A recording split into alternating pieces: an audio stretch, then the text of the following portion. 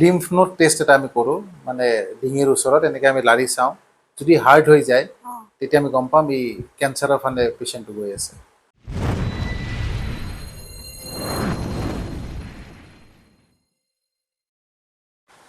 নমস্কাৰ সকলোকে মই আছমিনা দা আনটল্ড ষ্টৰীৰ আন এটা এপিছডলৈ আপোনালোকক স্বাগতম আশা ৰাখিছোঁ আপোনালোকে মোৰ এই এপিছডটো মৰমেৰে আঁকোৱালি ল'ব আজি মোৰ লগত আছে এজন দক্ষ অস্থ'ডেণ্টলজিষ্ট এণ্ড ইমপ্লেণ্টলজিষ্ট ডিগ্ৰীধাৰী ডেণ্টিষ্ট যিয়ে বহু মানুহৰ মুখত হাঁহি বিৰিঙাবলৈ সক্ষম হৈছে তেনেহ'লে আহক আমি পলম নকৰি চিনাকি হৈ লওঁ ডক্টৰ আনসুমান জ্যোতি দাসৰ লগত নমস্কাৰ ছাৰ নমস্কাৰ মই ডক্টৰ অংশুমান জ্যোতি দাস পোনপ্ৰথমে আপোনাক ধন্যবাদ দিব বিচাৰিছোঁ আপোনাৰ বহুমূলীয়া সময়ৰ পৰা কিছু মুহূৰ্ত মোৰ এই চেনেলত দিয়াৰ বাবে আপোনাৰ পৰা আজি মই বহুখিনি কথা জানিবলৈ প্ৰয়াস কৰিম ছাৰ আপুনি ৰেডি নে ৰেডি নমস্কাৰ মই ডক্টৰ অংশুমান জ্যোতি দাস মই এজন মেক্সিলোফেচিয়েল প্ৰস্থ'ডন্টিষ্ট আৰু ইমপ্লাণ্টলজিষ্ট মই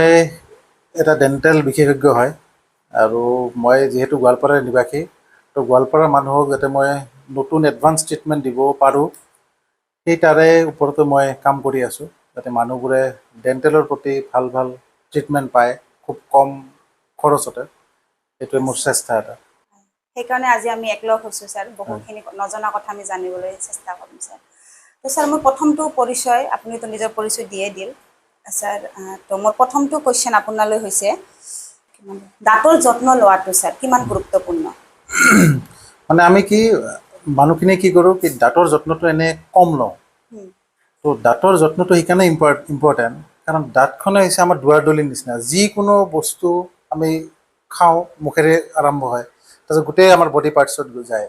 তো দাঁত যদি আমি অৰেল কেভিটিটো চাফাকৈ নাৰাখোঁ তো নানানটা বেমাৰৰ সৃষ্টি হয় যেনে কিছুমান মানুহৰ দাঁতৰ ব্ৰাছ কৰিলে তেজ ওলায় সেইটো এটা খুব ডাঙৰ সমস্যা আজিকালি তাৰপিছত ব্লিডিং হৈ থাকে তো সেনেকৈ মানুহবোৰে কি কৰে নিজে নিজে ঘৰতে ঘৰুৱা ট্ৰিটমেণ্ট লৈ ঠিক কৰিব বিচাৰে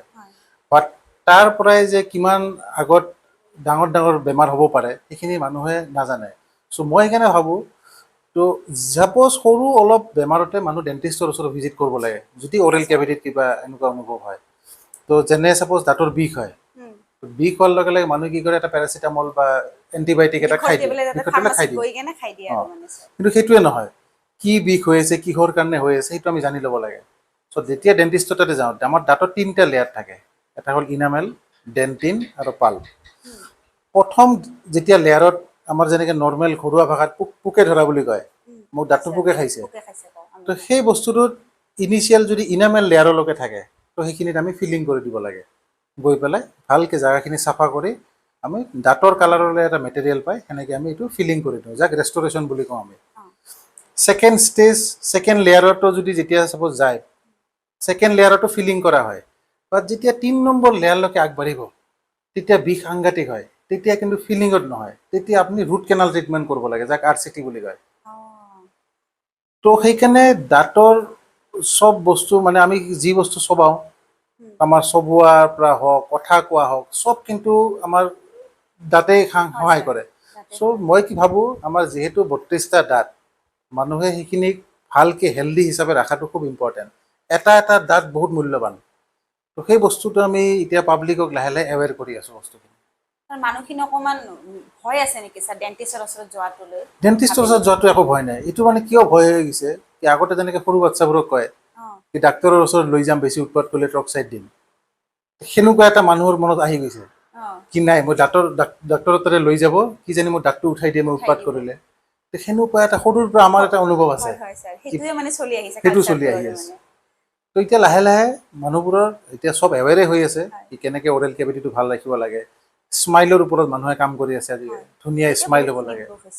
তো এনেকৈ আমি আগবঢ়াই গৈ আছোঁ নতুন নতুন এডভান্সমেণ্ট লৈ আহি ছাৰ আপুনি যে এটা নতুনকৈ ডিগ্ৰী লৈছে হয়তো গোৱালপাৰাৰ কিমানজনে লৈছে গম নাপাওঁ প্ৰস্থ'ডন্টলজিষ্ট আৰু ইমপ্লেণ্টলজিষ্ট ইয়াৰ বিষয়ে অকণমান জনাব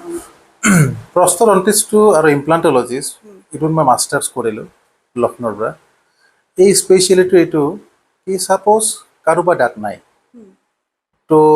সন্মুখত দাঁতে নাই বুলি ক'লোঁ মই ছাপ'জ সন্মুখত দাঁত নাই তো সেই দাঁতটো আমি লগাওঁ সেই স্মাইলটো আমি ডিজাইন কৰোঁ তাৰপিছত পেচেণ্টৰ দাঁত নাথাকিলে পেচেণ্টৰ নানানটা অসুবিধা হয় খাব নোৱাৰে তেওঁৰ স্পীচবোৰ ক্লিয়াৰ নহয় তাৰপিছত মুখৰ শ্বেপটো অলপ বেলেগ হৈ যায় তো গোটেইখিনি আগত যি আছিল আমি সম্পূৰ্ণ ৰিষ্ট'ৰ কৰোঁ মানে আগতে যেনেকুৱা আছিল দাঁত থাকোঁতে নাথাকাতে তেওঁৰ গোটেইখিনি লছ হৈ গ'ল আমি দাঁতটো লগাই পেলাই আগৰ গোটেইখিনি ফাংচন তাইক নৰ্মেলি কৰাব চেষ্টা কৰোঁ তো এতিয়া দাঁত যেনেকৈ ছাপ'জ কোনোবা মানুহৰ আগত আৰু পিছত দাঁত আছে মাজতটো নাই তো আগতে কি চলি আছিল ডেণ্টেল ব্ৰিজ বুলি কয় এইটো এতিয়া ভাল দাঁত দুটা অলপ অলপ কাটি পেলাই আমি দাঁত লগাই দিওঁ তো সেই বস্তুটো আজিকালি আমি যেতিয়া ইমপ্লাণ্ট আহি গ'ল সেই ইমপ্লাণ্ট অহাৰ লগে লগে ভাল দাঁত দুটা কাটিব লগা নহয় সেইটো এটা লং টাৰ্ম ছাকচেছ হৈ গ'ল য'ত দাঁত নাই তাতে আমি স্ক্ৰুটো প্লেচ কৰোঁ আমি হাড়দিৰ কোৱালিটিটো চাই লওঁ এক্সৰে কেইখনমান কৰি পেলাই দেন তাতে আমি ইমপ্লাণ্টটো প্লেচ কৰি দাঁতটো লগাই দিওঁ পেইনফুল একদম পেইনলেছ যেনেকৈ আপোনাৰ দাঁত উঠোৱা যেনেকুৱা মানুহৰ এটা অভিজ্ঞতা তাতকৈ পেইনলেছে মই কম ইমপ্লাণ্টত নামটো শুনোতে বহুত ডাঙৰ ইমপ্লাণ্ট হ'ব স্ক্ৰু বহাম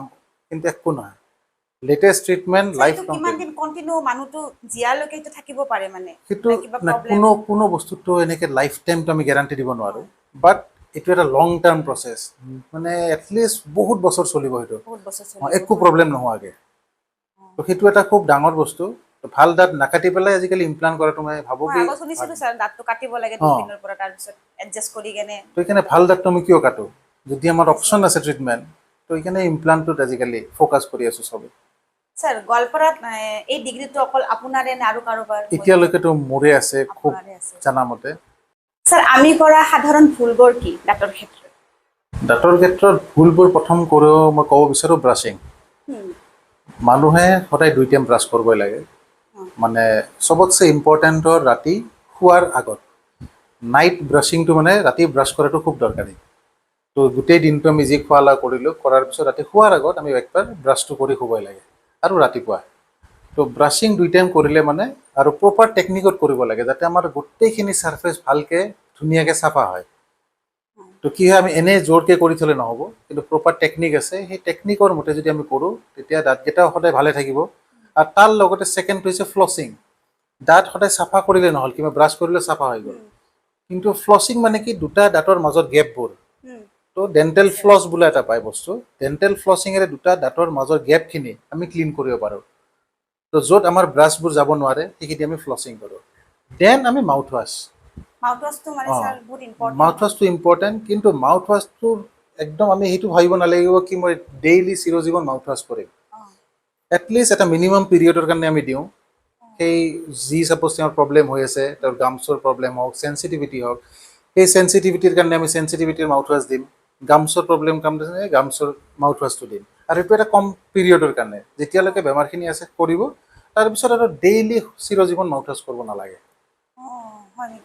বেলেগ বেলেগ ছাপ'জ বহুতৰ নানানটা সমস্যা থাকে মোৰ শিৰশিৰণি আছে তেতিয়া আমি বেলেগ মাউথ ৱাছ দিম মোৰ গামছৰ ছাৰ ব্লিডিং হয় কোনোবাই কয় তেতিয়া আমি ব্লিডিঙৰ কাৰণে দিম কোনোবাই কয় মুখৰ গোন্ধ হৈ আছে তো আমি বেলেগ বেলেগ মাউথ ৱাছ বেলেগ বেলেগ দিম এটা মাউথ ৱাছে কিন্তু আমি চবকে দিব নোৱাৰোঁ সেইটো এটা বহুত ভুল থাকিব পাৰে কি এটা দিয়ে আমি গোটেই ফেমিলিৰ মানুহে কৰি আছো সেইটো নহয় একচুয়ালি কাৰ কেনেকুৱা প্ৰব্লেম হৈ আছে স্যাৰ আপুনি যে কল ব্ৰাছৰ টেকনিকটো সেইটো দেখুৱাব পাৰিব নেকি ব্ৰাছৰ টেকনিকটো মই দেখাই দি আছোঁ মানে আমি নৰ্মেলি কি কৰোঁ টুথপেষ্টটো লৈ পেলাই ডাইৰেক্ট এনেকৈ দি দিওঁ তো এনেকৈ দি পেলাই যদি বেচিনত যাওঁ ভিজাব তেতিয়া লগালগ গোটেইখিনি টুথপেষ্ট আমাৰ পৰি গ'ল তো সদায় টুথপেষ্টটো লৈ আমি এনেকৈ একদম ভাৰ্টিকেলি ধৰি পেলাই এই এনেকৈ দি দিম গোটেইখিনি এনেকৈ তেতিয়া আমাৰ দাঁতৰ ব্ৰিচেলছৰ মাজে মাজে যাব তাৰপিছত ধুনীয়াকৈ ব্ৰাছ কৰিলে তেতিয়া গোটেইখিনি ছাৰ্ফেচ ধুনীয়াকৈ ক্লিন হ'ব আৰু গোটেইখিনি টুথপেষ্ট ব্ৰাছডালত থাকিও গ'ল ৱেষ্ট হৈ নাযায় সোমাই যাব আমিতো ডাইৰেক্ট এনেকৈ লগাওঁ আৰু আমি ডাইৰেক্ট এনেকৈ লৈ পেলাই ডাইৰেক্ট লগাওঁ আৰু চিধা ঘঁহিব ধৰোঁ আৰু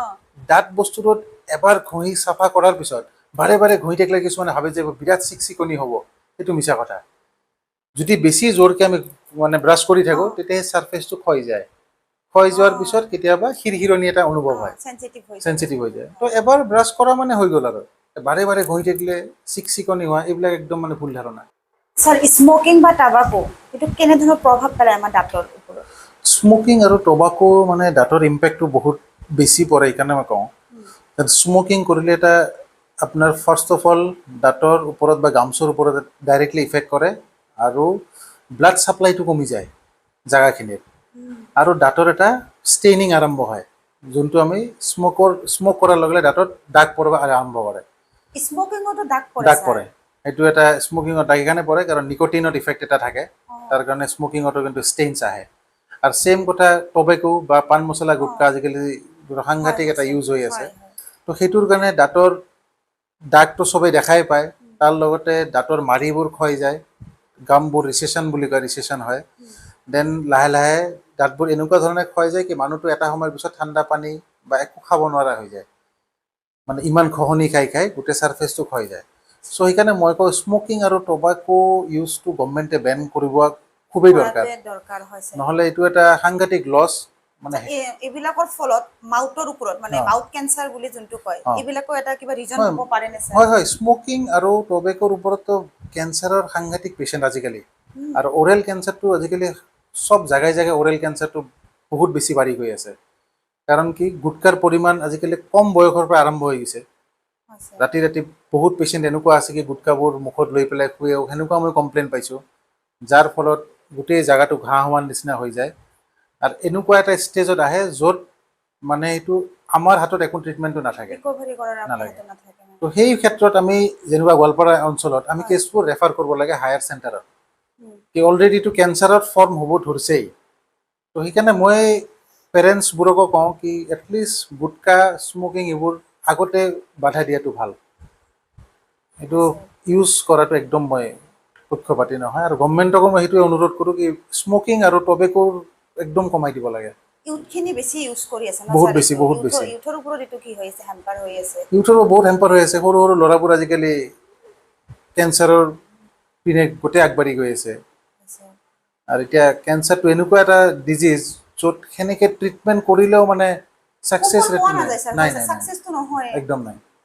মানে যিমান দিন বাচি থাকিব ট্ৰিটমেণ্টৰ ওপৰতে থাকিব লগা থাকিব লাগিব, নিচিনা হয়। আৰু গোটেই ফেমিলিটোও চাফাৰ কৰে হয় তাৰ স্যাৰ, ওপৰত। হয়। কষ্টলিও হয় এইটো। বহুত কষ্টলি, আৰু বাৰে বাৰে ইয়াতে একো ট্ৰিটমেণ্ট নাই, চব আমি গুৱাহাটী বা নানানটা জেগাত যাব লাগে। এই গোটেই প্ৰেছাৰটো ঘৰৰ ওপৰত পৰে, ফাইনেন্সিয়েল কণ্ডিশ্যনৰ ওপৰত পৰে। হয় হয় স্যাৰ, তাতকে নখোৱাটোৱে বেটাৰ হয়। নোখোৱাটোৱে বেটাৰ, মইতো কওঁ এইটো বন্ধ তামোল কৰাই ভাল। পাণটো কিবা ক্ষতি কৰে নেকি স্যাৰ? তামোল পাণটো ধৰ আগৰ মানুহখিনি ধৰক তামোল পাণে এতিয়া খায়। চাওক, এতিয়া অসমীয়া মানুহ এটা আছে তামোল পাণ খায়, তো মই কওঁ এনি ফৰ্ম অফ টবেকো বা যিকোনো পাণ মছলা বেয়া বুলিয়ে মই কওঁ। মাজে সময়ে স্যাৰ কেতিয়াবা চলে নে স্যাৰ? কেতিয়াবা খাব পাৰে, এইটো উপায় নাই। কেতিয়াবা যেনেকা বিয়া ঘৰত গ'লে অকণমান খাব মন যায় স্যাৰ, এইটো এটা হৈ গৈছে আমাৰ হেবিট এটাই হৈ গৈছে। কেতিয়াবা খালে ৰ'বা আজি অকণমান খাই দিওঁ মুখখন অলপ বেয়া লাগিছে, কিন্তু সেই ক্ষেত্ৰত মই ভাবোঁ এলাচি এটা খাই লোৱা ভাল, সেইটোও পাৰি। তথাপি আপুনি মানে ছাপোৰ্ট নকৰে? মই একদম নকৰোঁ। স্যাৰ, আপোনাৰ ডেণ্টেল কেৰিয়াৰত এনেকুৱা কিবা এক্সপিৰিয়েঞ্চ আছে নেকি, মেম'ৰেবল এক্সপিৰিয়েঞ্চ, যিটো আপুনি আমাৰ লগত শ্বেয়াৰ কৰিব বিচাৰে? মেম'ৰেবল এক্সপিৰিয়েঞ্চটো বহুত আছে ক'ব গ'লে, কিন্তু তাৰে মাজত মই এটা কৈ আছোঁ। ফানী ইনচিডেণ্টছ এটা মোৰ লগত হ'ল। পেচেণ্টজন মোৰ তাতে আহিল, আহি পেলাই মোক ক'লে কি ছাৰ মই দাঁত ফিক্স কৰিব লাগে। তো মই মানে তেওঁ মানে দাঁত নাই সন্মুখত, তো তেওঁকে মই ফিক্স কৰিম। তো মই ক'লোঁ আপোনাৰ দাঁত ফিক্স কৰিব হয়, কিন্তু একেদিনতো নহয় এইবিলাক প্ৰচিডিয়াৰ। চ' আমি আগবাঢ়িব লাগিব, আৰু আপোনাৰ দাঁতৰ কণ্ডিশ্যনো ভাল নহয়, আৰু কষ্ট কেনেকৈ গোটেইখিনি বুজাই দিলোঁ। তো তেনেকৈ পেচেণ্টটো গুচি গ'ল। তাৰপিছত আৰু এসপ্তাহমান পিছত আৰু এবাৰ আহিল মোৰ তাতে, তাৰপিছত কয় কি ছাৰ মই ফিক্স কৰাব বিচাৰি আছোঁ, মই বহুত জেগাতো সুধিলোঁ, তেনেকৈ ক'ল। বোলো ঠিক আছে, কিন্তু মই আপোনাক এদিনতে কৰি দিব নোৱাৰোঁ, মই ক'লোঁ। আৰু তেনেকৈ পেচেণ্ট গুচি গ'ল। তাৰপিছত পেচেণ্টটো আহিল মোৰ তাতে, ছাৰ মই ফিক্স কৰি আহিলোঁ। কৰি আহিল, কৰি অহাৰ লগে মোক দেখাব আহিল। মই ঠিক আছে ফিক্স কৰি আহিল, নহয় ছাৰ অলপ মোৰ মানে হানি আছে, আপোনাক দেখাব সেইকাৰণে আহিলোঁ। মই চাওঁ কি মই কেনেকৈ ফিক্স, মানে গোটেই তাৰেদি বান্ধি ফিক্স কৰি ল'লোঁ। তাৰেদি গোটেই দাঁতিকেইটা তাৰেদি বান্ধিল। মই ক'লোঁ ক'ত কৰিলে? এই বজাৰ এটাত কৰি আহিলোঁ গৈ। মই চাওঁ বজাৰত বোলে তেওঁ গ'ল, 1 ঘণ্টাত গোটেই দাঁত বান্ধিল, তাৰেৰে ফিক্স কৰি দিল। মইতো মূৰে কপালে হাত দিলোঁ, সাংঘাতিক কাৰবাৰ। যেই মই চালোঁ হয় চাৰিওপিনে তাৰ গোটেই দাঁতকেইটা বান্ধি দিছে, কিবা মানে প্লাষ্টিক জাতীয় বস্তু দি গোটেই বান্ধি দিছে। তাৰপিছত মই ক'লোঁ এইবোৰৰ কেঞ্চাৰৰ কাৰণ, এইটো যদি বেছি দিনলৈকে পিন্ধে পেচেণ্টৰ কেঞ্চাৰত হানি সেই পেচেণ্টৰ এদিনতে লাগে, অমুক লাগে। তো সেই বস্তুটো আমি কি ডেণ্টেল ট্ৰিটমেণ্টৰ টাইমটো দিব লাগিব। এদিনতে কৰিব গ'লে এনেকুৱা হ'ব, তাৰ বান্ধি পেলাই আহিল আৰু পিছত গৈ পেলাই কেঞ্চাৰ হৈ যাব। আৰু স্যাৰ আজিকালিৰ দিনতো মানুহ সেইটো বিশ্বাস কৰে নে? বজাৰতো যে এইবিলাক পায়, বজাৰতো দাঁত বান্ধিব পাৰি। সাংঘাতিক, এতিয়াও মানে বিশ্বাস কৰিব নালাগে। মই বহুত সেনেকুৱা পেচেণ্ট পাই আছোঁ, কি তাততো বেলেগে কথা কি যোন দুটা দাঁত আছে উঠাব নোখোজে কি কৈছে মোৰ বিয়া আছে অমুক আছে সেনেকুৱা মানুহ আছে কি বজাৰত গৈ সেই দুটা দাঁতে খালি গুণা দি বান্ধি দিছে এই দুটা দাঁত বিয়ালৈকে আছে বিয়াৰ পিছত এই গুণা খুলি দাঁতটো পেলাই দিল মানে পৰি গ'ল দাঁত পৰি দুটা। গ'ল বিয়াৰ কাৰণে দুটা দাঁত বান্ধি দিল গুণা দি বিয়াখন চলি ছোৱালীটোৰ গ'ল কি অৱস্থা হৈছে দাঁত দুটা দেখি কিনে বিয়া কৰিছে বিয়াও শেষ সেই দাঁতো শেষ তো সেনেকুৱা বহুত চিন গোৱালপাৰাতো হৈ আছে ভালে এক্সপেৰিয়েন্স দেখোন বহুত বহুত সাংঘাতিক মই এইটোতো সাংঘাতিক দেখা নাছিলো তাৰেদি এদিনতে বান্ধি দিয়া পেচেণ্টক হয়তো স্যাৰ এইটো ভয় লগা কাণ্ড ভাল এক্সপেৰিয়েন্স এইটো বেয়া এক্সপেৰিয়েন্স নহয় বহুত মেমৰেবল মানে একদম ফানি এক্সপেৰিয়েন্স আৰু আপোনাৰ কিন্তু এইটো থ্ৰু দিও মই পেচেণ্টক মানে মানুহবোৰক ক'ব বিচাৰো হয় কি সময় লৈ আপুনি কাম কৰক হয় পিছত লং টাৰ্ম সাকসেসটো পাব আদাৰৱাইজ নহলে বেয়া বেমাৰৰ পিনে এইবিলাক বস্তু লৈ যায় হয়তো সাধাৰণ আজি 2 টকা বচাবৰ কাৰণে সঁচাই। হয় নে নহয় স্যাৰ আজি আপোনাৰ ওচৰত নাহিল পিছত নেক্সটটো সেই টকা যাব মানুহটোৰ লাইফটো গুচি যাব স্যাৰ এলাইনাৰৰ বিষয়ে অকমান জনাব এইটো কি হৈছে এলাইনাৰ এইটো এলাইনাৰ্ছটো একদম ৰিসেন্ট এডভান্সমেন্ট মানে ইয়াতে কি হৈছে আগতে পেচেণ্টৰ কমপ্লেইন থাকে মোৰ স্যাৰ দাঁতবোৰ বেকাটেৰা মোৰ হাঁহিলে দাঁতটো বেয়া দেখে সেনেকুৱা এটা সাংঘাতিক কমপ্লেইন আছিল মানুহৰ তো সেই সময়ত দাঁতবোৰ চিধা কৰিবৰ কাৰণে আমি ইউজ কৰিছিলোঁ ব্ৰেচেছ মানে কি ৱায়াৰ এডাল লগাই পেলাই আমি এনেকৈ ব্ৰেচেছ লগাওঁ তো সেইটোত পেচেণ্টৰ বহুত কমপ্লেইন স্যাৰ মই হাঁহিব নোৱাৰোঁ হাঁহিলে মোক বেয়া লাগে ব্ৰেচেছটো আছে এইবিলাক দেখা যায় নহয় স্যাৰ তেতিয়া মই চব বস্তু খাব নোৱাৰোঁ স্যাৰ মোৰ হানি থাকে এইবোৰ নানানটা কমপ্লেইন লৈ আহে চ' সেই তাৰে এডভান্সমেণ্ট হ'ল এলাইনাৰ্ছটো এনেকুৱা বস্তু ইজিলি পিন্ধিব পাৰে বহুত বেছি কমফৰ্টেবল কোনো হানাহানি নাই এলাইনাৰ্ছ পিন্ধি বাহিৰত গ'লে কোনো দেখা নাপায় হাঁহিলে কাৰণ পুৰা ট্ৰান্সপাৰেণ্ট ক্ৰিষ্টেল ক্লিয়াৰ আৰু মেইন বস্তুটো হ'ল ডেণ্টিষ্টৰ তাতে বেছি ভিজিট কৰিব নালাগে এলাইনাৰ্ছত ব্ৰেচেছত যেনেকৈ আপুনি ভিজিট এটা কৰি থাকিব লাগিব ডেণ্টিষ্টৰ ওচৰত এলাইনাৰ্ছত এই ভিজিটটো কমি যায়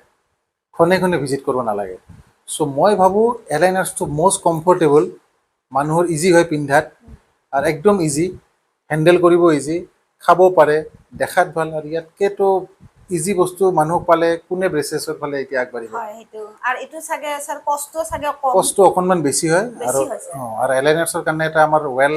এষ্টাব্লিছ টিম এটা আছে অৰ্থডন্টিষ্ট এজন আছে সেই গোটেই টিমটো আমি ভালকৈ চাওঁ গোটেইখিনি ৰিজাল্টটো চাওঁ প্ৰি এণ্ড পোষ্ট আমি দেখাই দিওঁ কেনেকুৱা হ'ব পাৰে দেন পেচেণ্টে এগ্ৰি যদি হয় দেন আমি এলাইনাৰ্ছ প্ৰভাইড কৰোঁ কিমান দিন পিছত মানে ৰিজাল্টটো পোৱা যাব ৰিজাল্টটো এইটো কেছ ওপৰত ডিপেণ্ড হয় আৰু অৰ্থডন্টিষ্টবোৰে কয় মতে সিহঁতে এক বছৰ 1.5 বছৰৰ ভিতৰত গোটেইখিনি হৈ যায় বহুত বেছি তেৰা নে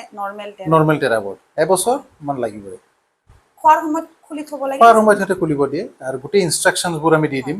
কেনেকৈ ইউজ কৰিব লাগে আৰু ৰিজাল্টটো ইমান ধুনীয়া পাব কি পেচেণ্টটো হাইলি ছেটিছফাইড আপোনাৰ তাতে এভেইলেবল স্যাৰ মোৰ লগত এভেইলেবল আছে আৰু এলাইনাৰ্ছৰ এতিয়া মানুহ ডিমাণ্ডটো বহুত বেছি বাঢ়ি গৈছে আৰু এইটো স্যাৰ ভিজিবল হয় মানে দেখা নাপায় নহয় দেখা নাপায়। দাঁতকেইটা নৰ্মেল দাঁতৰ নিচিনা একদম নৰ্মেল থাকিলে পিন্ধি থাকিলেও গম নাপায় এলাইনাৰ্ছ পিন্ধিছে আৰু আজিকালিতো গোটেই মেক্সিমাম মানুহ দেখা পাইছোঁ এলাইনাৰ্ছৰ ফালেই গৈ আছে কাৰণ কমফৰ্টেবল আৰু বাৰে ডেণ্টিষ্টৰ ভিজিট কৰিব নালাগে টাইমটো বাচি যায় স্যাৰ এইটো বস্তু আমি মানে টিভিটো মাজতে এড আহিছিল পিছত আপোনাৰ এইটো মই শুনিলো চাগে গল্পত মই শুনা নাই সেইকাৰণে সুধিলো ভালে বস্তুটো টিভিত দেখিছোঁ কাৰণ টিভিত যিকোনো বস্তু দেখিলে আমি সেইটো মানে কিমানখিনি সত্য হয় বা কেনেকৈ আমি লগ পাম বহুতখিনি কি আৰু যিহেতু গোৱালপাৰাতে এভেইলেবল আছে সেইকাৰণে ময়ো বিচাৰোঁ কি গোৱালপাৰাতো আমাৰ ডেণ্টিষ্ট্ৰিৰ ৰিচেণ্ট বস্তুখিনি আহক আৰু মানুহবোৰে চব নতুন টেকন'লজিবোৰ পালে ভাল বাহিৰত যেন যাব নালাগে সেইটো এটা মই ট্ৰাই কৰি আছোঁ পুৰা আৰু আগন্তুক আৰু নতুন টেকন'লজি আহিব তাৰে লাগি আছোঁ কি আহে আৰু স্যাৰ আপোনাক আমি যদি লগ পাব বিচাৰোঁ অনলি গোৱালপাৰাতে লগ পাম নে আপোনাৰ বেলেগ ঠাইতো বহিছে মোৰ গোৱালপাৰাৰ চেম্বাৰটো আছে Dr.Ansumans Multispeciality Dental Clinic আৰু আগিয়াত এখন আছে Novadent Multispeciality Dental Clinic তাত কেতিয়া বহে স্যাৰ আপুনি তাত মই বহু ৰাতিপুৱা 10:30 পৰা ইভিনিং 5টালৈকে আৰু তাতে খালি শনিবাৰে বন্ধ থাকে আৰু গোৱালপাৰাখনত মই ৰাতিপুৱা 8টাৰ পৰা 10:30 আৰু ইভিনিং 5টাৰ পৰা 9টা আৰু ছানডে গোৱালপাৰাখন বন্ধ ইয়াতে ছানডে বন্ধ তাত শনিবাৰ বন্ধ আৰু এনে মই বাহিৰত পেচেণ্ট সেনেকৈ ইমপ্লাণ্টৰ যেনেকৈ থাকিলে যাওঁ কনচালটেঞ্চি কৰিব গুৱাহাটী যাওঁ কেতিয়াবা অভয়পুৰী দুধনাই অভয়পুৰীত বহে নেকি স্যাৰ অভয়পুৰীত যাওঁ কোনখিনি ঠাইত বহে স্যাৰ অভয়পুৰী ধৰ্মপুৰৰ ওচৰত SBI ATM ৰ লগত তাতে ইমপ্লাণ্টৰ কেছ থাকিলে মই যাওঁ তাতে কেছ থাকিলে স্যাৰ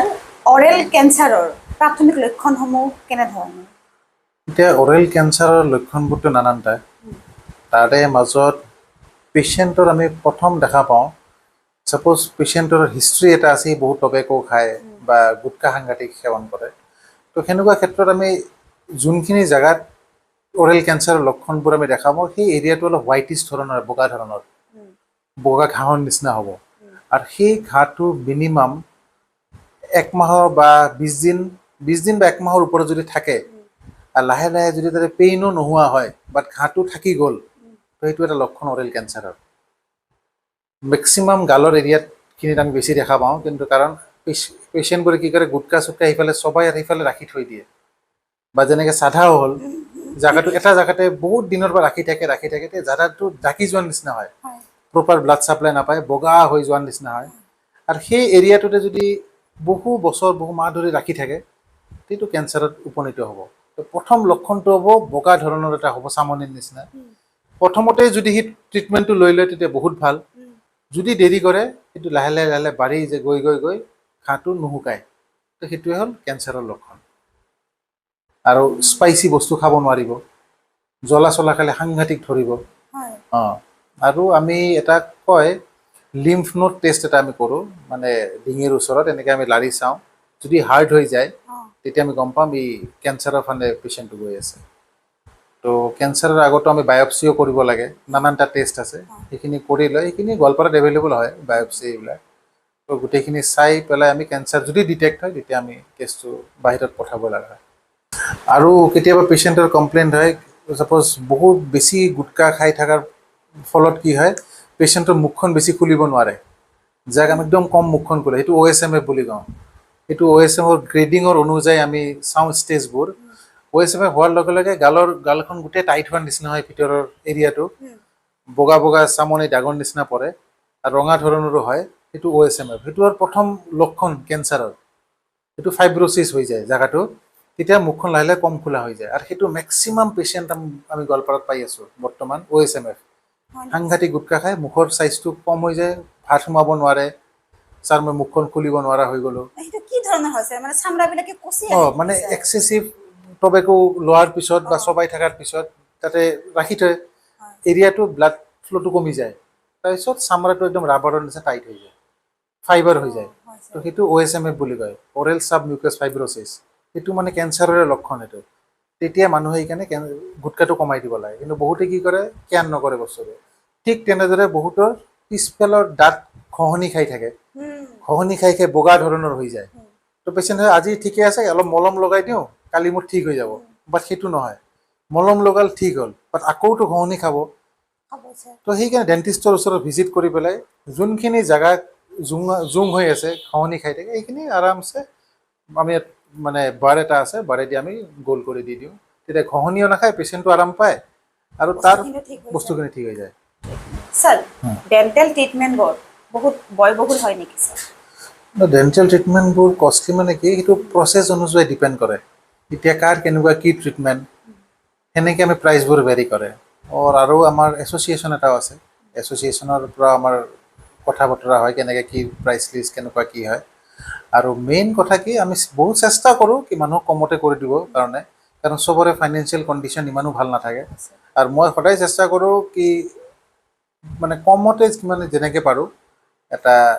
ফাইনেন্সিয়েলি উইক মানুহৰ কাৰণে যাতে মই অলপ সহায় কৰি দিব পাৰোঁ যাতে ট্ৰিটমেণ্টটো চবেই পায়